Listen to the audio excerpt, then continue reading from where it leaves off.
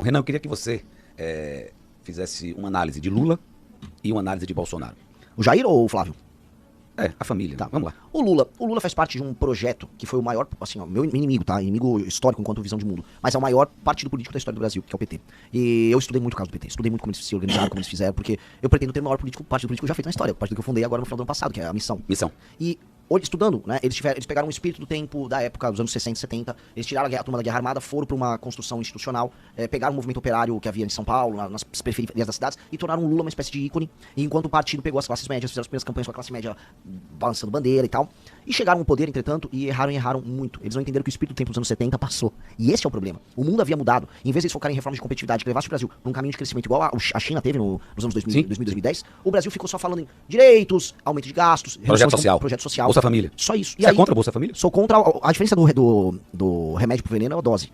Bolsa Família como um remédio para permitir que pessoas que não tenham, especialmente em cidades muito pequenas, condições de trabalhar, e é real. Você vai pra uma cidade pequena no interior aqui da Bahia. Você não vai ter oportunidade de trabalho. Aquela família vai ter que se sustentar de alguma maneira. Aqui é uma coisa que ajuda a pessoa a não passar fome, a sobreviver. Eu acho que é um ato humanitário e não custa muito. Agora, aqui no Brasil a gente costuma, né, extrapolar. E aí o remédio vira o veneno. Os 40% das famílias do Nordeste estão no Bolsa Família. A partir do momento que as coisas cruzam essa linha, as pessoas criam uma dependência e o próprio poder público deixa de lutar para criar atividade econômica nos municípios e passa a aceitar isso como uma realidade. Não pode aceitar como uma realidade. O PT aceitou isso. E o PT criou formas eleitorais e o PT evitou que o Brasil crescesse nos anos seguintes. E o PT se tornou inimigo do aumento de competitividade. O Xi Jinping, vou dar um exemplo, aqui na Bahia vocês estão com a presença chinesa muito forte. Sim. O Xi Jinping, ele tem um artigo falando do modelo de crescimento econômico da América Latina e ele dá uma varetada no modelo do PT aqui. Ele fala, ó, esse modelo de política social, assistencialismo, criou pessoas preguiçosas, o Xi Jinping, o chinês. E nós não vamos seguir por esse caminho, é o caminho da produção, aumento do trabalho, aumento da competitividade. Nosso modelo vai gerar crescimento para a China e o modelo deles vai fazer eles ficarem para trás.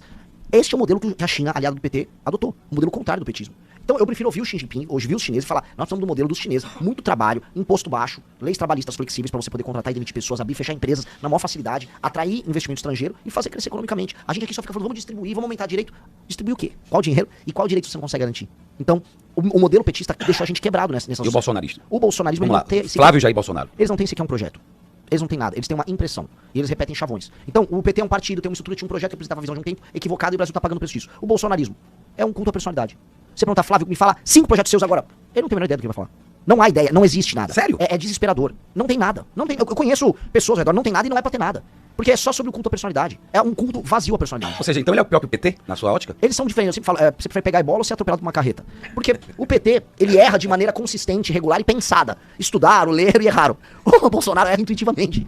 Mas vamos por aqui, ó, o caminho tá errado aqui. Sabe que tá errado e vai. Cara, é meio assustador. É meio assustador. Totalmente. É meio assustador. Vai, o problema é o seguinte, os problemas brasileiros estão postos na mesa. As soluções, as políticas públicas que outros países já testaram para resolver os problemas brasileiros já existem. É só a gente olhar o que os outros estão fazendo, copiar e tocar. A gente não faz isso, isso me desespera.